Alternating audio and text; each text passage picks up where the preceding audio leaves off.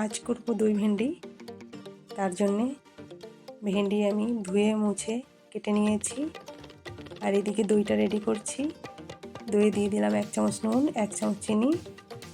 এবার এটা ভালো করে মিশিয়ে নেব। তারপরে দিয়ে দিলাম কড়াইতে তেল। তেলটা গরম হয়ে গেছে।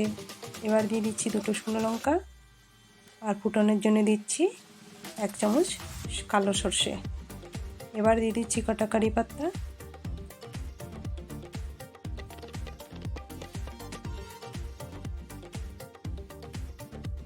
এবার এটা দিয়ে দেবো দইতে, ভালো করে মিশিয়ে নেব। এবার কড়াইতে আর একটু তেল দিয়ে দিলাম। এবার সেই ভেন্ডিগুলো দিয়ে দেব।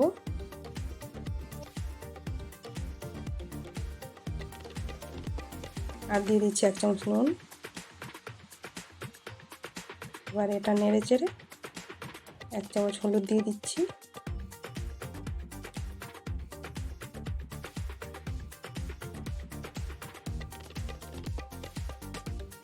এবার কটা কাঁচা লঙ্কা চিড়ে দিলাম।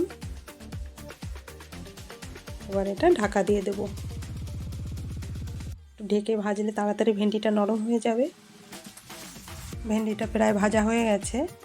এবার এটা দিয়ে দেব দইয়ের ভেতরে।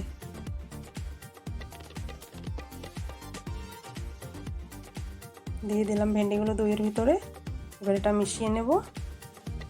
তৈরি হয়ে গেল দই ভেন্ডি। ভিডিওটা ভালো লাগলে একটা লাইক দিয়ে দেবেন, চ্যানেলটিকে সাবস্ক্রাইব করবেন।